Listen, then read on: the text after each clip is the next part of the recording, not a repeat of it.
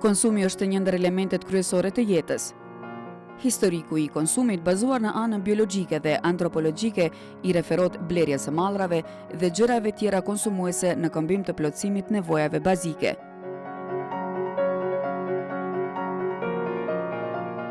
Të gjitha shoqëritë, gjërsa blejnë gjëra për nevojat e tyre, konsiderohen si shoqëri konsumuese. Në këtë rast, nuk përjashtohet edhe Kosova. Mallrat e blerat duhet i plotësojnë disa nga standardet e sigurisë. Ky është edhe një kusht i Bashkimit Evropian për gjitha vendet që synojnë integrimin në këtë familje. Me këtë kusht, synohet mbrojtja e të drejtave të konsumatorit. Por çfarë nënkuptohet me termin konsumator? Na shpjegon drejtori i organizatës Konsumatori, zotri Selatin Kaçaniku. Konsumatori është çdo person fizik i cili në tregun e prodhimeve, mallrave, shërbimeve i plotëson nevojat e veta themelore, kërkesat dhe shijet. Ne si organizat, mes konsumatorësh i trajtojmë, i llogarisim edhe bizneset, përderisa ato konsumojnë për nevojat veta e jo për shitje ose rishitje. Pra, konsumator nënkupton çdo person fizik që blen dhe përdor mallra ose shërbime për plotësimin e nevojave të veta dhe jo për qëllime që janë të lidhura me veprimtari tregtare, respektivisht për rishitjen e atyre mallrave. Por sa respektohet kjo drejt sipas zotri Kaçanikut? Respektimi të drejtave të konsumatorit në Kosovë është në raport të drejtë me nivelin ose me shkallën e zbatueshmërisë së ligjeve. Ajo shkallë perceptohet se nuk arrin 40%. Domethënë, me këtë logjik, ne mund të themi se kemi 40% respektim të drejtave të konsumatorëve. Kosova për mbrojtjen e konsumatorit ka miratuar disa ligje që rregullojnë këtë çështje. Kemi programin 2010-2014 i cili vazhdon derisa ta hartojmë e miratojmë programin e ri për të drejtat e konsumatorit, për mbrojtjen e të drejtave. Kemi shumë akte ligjore, i kemi edhe ligje tjera dhe akte tjera ligjore që merren të them mënyrë të tërthort me të drejtën e konsumatorit. E kemi në kuadrin e Ministrisë Tregtisë e Industrisë, Drejtoratin dhe Këshillin për mbrojtjen e konsumatorit. Vendet antare të BE-s kanë përgjegjësi parsorë mbrojtjen e konsumatorëve në territorin e tyre dhe ata të gjithë kanë miratuar një sër ligjesh për të siguruar që qytetarët apo konsumatorët të tyre të jenë të mbrojtur mirë. Republika e Kosovës në tetor të vitit 2012 ka miratuar ligjen për mbrojtjen e konsumatorit.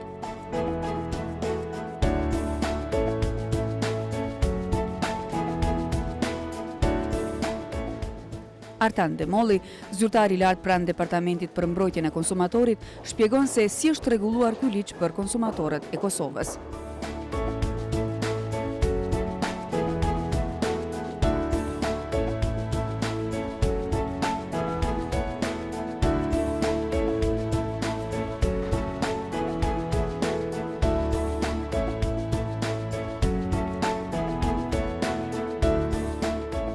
Ligji do të t'i mundëson konsumatorëve që të shfrytëzojnë të drejtën e tyre për t'u ankuar, dhe si të tillë do të çdo ankesë ne e trajtojmë me kujdes dhe çdo ankesë do të tek pasi që të jetë drejtuar tek ne fillimisht kërkojmë nga konsumatori që të përshkruhet rastin në detaje, pasi që kërkohet një analizë ndoshta më e thellë pak dhe në mënyrë që të plotësohet dosja si e tillë që të përcillet tek inspektorati, ne kërkojmë edhe përpos përshkrimit të problemit, kërkojmë dëshmi shtesis, mund të jenë edhe faktura ose kuponi fiskal ose edhe garancioni për një produkt, nëse është në pyetje për produkt elektronike apo do thotë për produkte që kanë garancione.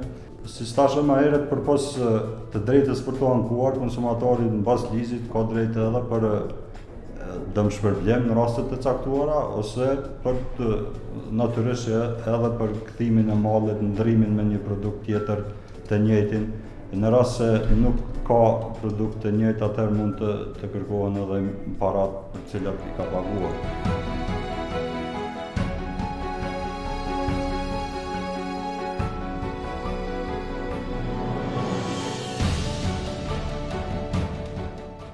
Çfarë duhet ndërmarrë një konsumator për të mbrojtur të drejtën e tij? Këtë na shpjegon Plator Gërdovci, zyrtari i lartë për mbrojtjen e konsumatorit. Kryesisht konsumatorët veç kur ju ka shfaq problemi, në rast minimal apo shërbim të vlem, të na thirrën tek numrat tonë, që numri i cili është 0811, edhe me bisedë me neve, me njërin prej kolegëve këto në departament, gjatë bisedës me ta tentohet që të mirët vesh se çfarë problemi ka konsumatori. Në rast se është për ndonjë blerje të caktuar të një mallit, kërkohet për atë të dihet cili problem është, a është dëmtuar financiarisht, a ka mashtrim në çmim, apo ka garancion, apo produkt, nëse është produkt ushqimor, a është produkt i pafat, apo nuk është sasia të cilën ka paguaj, nuk korrespondon me përshkrimin e mallit, kështu që tentohet të kuptohet se cili është problemi. Pasi që të kuptohet cili është problemi, brenda departamentit këtu i kërkohet prej konsumatorit që t'i sjell fakte, që kryesisht është kuponi fiskal në rast vlerjeve të një produkti, apo edhe nëse është diçka me teknikë apo teknologji, i kërkohet edhe garancioni i atij produkti. Në rast se shitësi i ka dhënë garancion për një produkt caktuar dhe nuk ju ka përgjigj garancionit të produktit. Do thotë, nëse një produkt është me 2 vite garancion apo 1 vit garancion, edhe produkti ka pas një defekt, edhe në rast se nuk i është përgjigj shitësi, ata kontaktojnë edhe tek ne. Por, në secilin rast duhet ta ketë kuponin fiskal, edhe në rast për produkte teknologjike duhet ta ketë garancionin.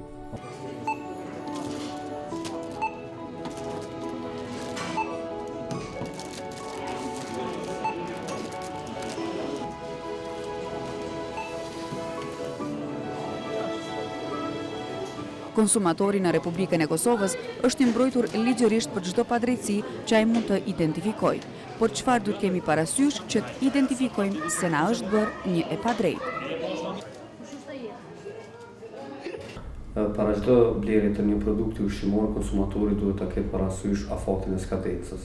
Pas afatit skadencës duhet ta ketë parasysh deklaracionin e mallit dhe peshën.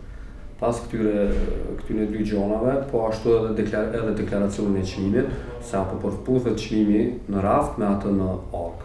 Për produktet jo ushqimore, për produkte elektronike është gjatë tjetër, se përveç që e kryen pagesën konsumatori, për shumë produkte elektronike ka edhe garancion.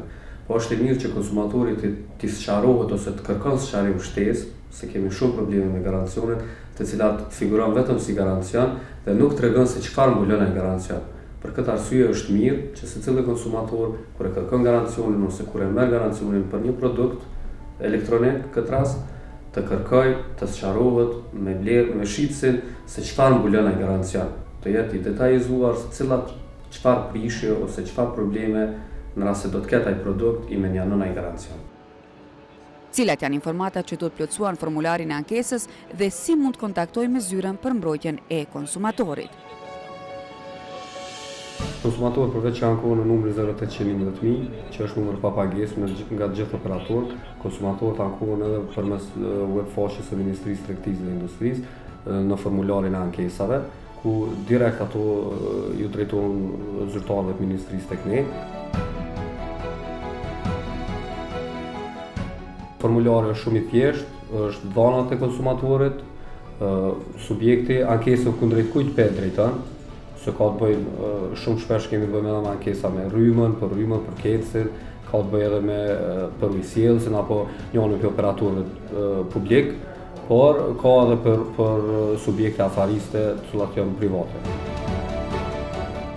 Po ashtu, përveç këtyre 2 mundësive, konsumatorët e kanë mundësinë edhe Facebook-ën, tash që nga viti kalum kemi fillu edhe me Facebook, ku bëhet pranimi i ankesës fillestare, pastaj edhe komunikohet nga departamenti, po ashtu edhe konsumatorët mund të vinë edhe personalisht në Ministrinë e Tregtisë dhe Industrisë, në zyre këtu, dhe mund të paraqesin faktet dhe dëshmitë se për çka kanë problemin.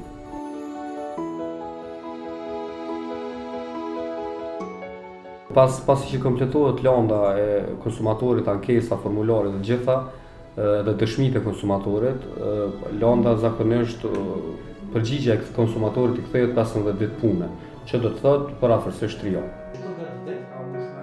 Në fat prej 15 ditësh, në rast se përgjigja kthehet negative nga kjo zyrë, atëherë konsumatori mund t'i drejtohet gjykatave, një drejtë e siguruar edhe në ligjin mbi të drejtat për konsumatorin. Kemi edhe raste të shumta ndoshta që ankesa nuk zgjedhet në favor të konsumatorit. Dhe në ato raste zakonisht do të ne i udhëzojmë konsumatorit që drejtën e tyre të kërkojnë përmes gjykatave.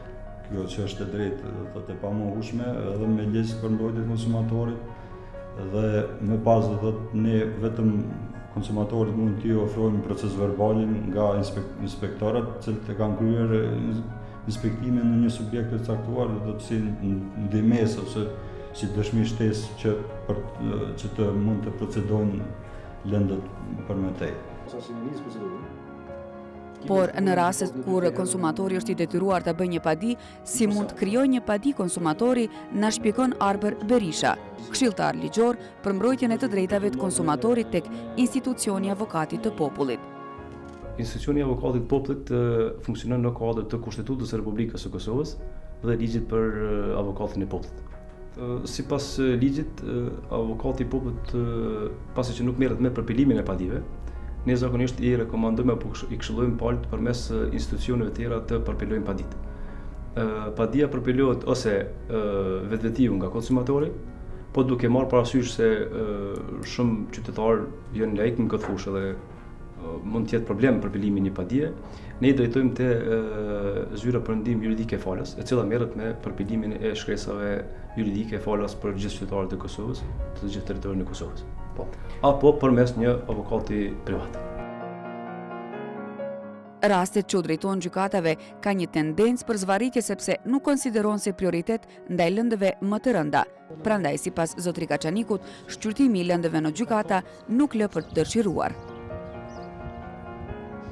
Një pjesë e mirë atyre lëndëve kanë të bajnë mu me këto shqetësimet tona të them parter për toke, e që janë viktim të lëndëve të rënda penale dhe si të tilla ato janë më të rrezikuarat të parashkruhen. Këto lëndë nga njerë stërgjatan dhe nuk është interesi as i konsumatorit që të pret për një produkt të caktuar një vit derisa të zgjidhet problemi, prandaj gjithmonë edhe qëllimi do të inspektoratit është që gjithherë të arrijë një marrëveshje sa më të lehtë, më të shpejtë, në mënyrë që konsumatorit të fitojë të drejtën e tij drejt për drejt përmes inspektoratit e jo të hyjë në procedura gjyqësore. Megjithatë, në rastet kur ka një tendencë të paarsyeshme të zvarritjes së lëndës nga ana e gjykatës, institucioni Avokatit të Popullit ndërhyn duke mbrojtur interesin e konsumatorit. Te rasti kur procedura është në gjykatë dhe procedura gjyqësore ka zvarritje të paarsyeshme të asaj procedure. Institucioni i Avokatit të Popullit këtu ka rolin që të ndikojë që mos të ketë zvarritje dhe të realizohet drejta e konsumatorit apo të mbrohet e drejta e konsumatorit në përputhje me ligjin. Megjithatë, nga shumica e ankesave drejtuar Departamentit për mbrojtjen e konsumatorit në Ministrinë e Tregtisë dhe Industrisë, rezultojnë të marrin përgjigje pozitive, pra në favor me të drejtën e konsumatorëve dhe ata dalin fitues ndaj operatorëve. Shumë të në raste mund të them se kanë sukses, mirë po mund ndodh edhe që mund të konsiderohen si të pavaza, mirë po i kisha ftuar tek fundi çdo konsumator ose çdo qytetar që ka dëshirë për kurrështjes me bisedu edhe me mua, edhe me pa shënime që i kemi në databazë, edhe me pa raste të cilat janë zgjedhur. Por cili është sugjerimi i institucioneve për konsumatorin? Duke parë se kemi një shtet të ri, i cili po formohet. Të jemi të vetëdijshëm për këtë. Atëherë ne, si gjithmonë historikisht dhe kësaj radhe, duhet shtetin ta përkrahim. Do me thënë, rolin e institucioneve, asociacioneve, mekanizmave të shtetit për të na informuar, arsimuar, edukuar, ngritur nivelin kulturor, pra për të na vetëdijsuar për të drejtat, intereset, dinjitetin ton, duhet ta marrim një pjesë përsipër. Gjithmonë të komunikojnë edhe me shitësit, sa më shumë si të komunikojnë me shitësit, aq më të mbrojtur do t'jenë ata vetë, sepse nga njerë ne ngurojmë ndoshta të bëjmë një pyetje shtesë tek shitësit dhe në bazë në mungesë të asaj pyetje që nuk e kemi bërë, ndoshta më vonë mund të psojmë.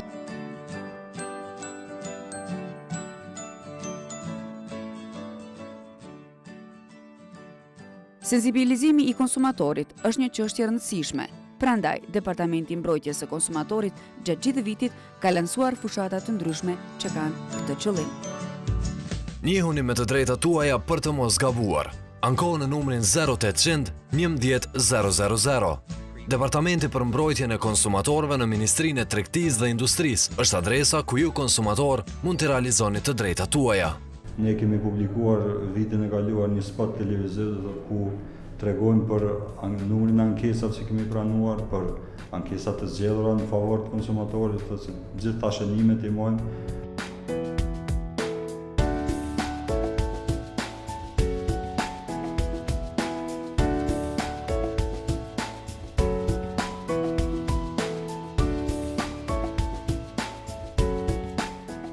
Ky është obligimi ynë, që ne të informohemi, po përsëris të arsimohemi, të edukohemi, të vetëdijsohemi, që mos të hasim, mos na gjej befasia në treg.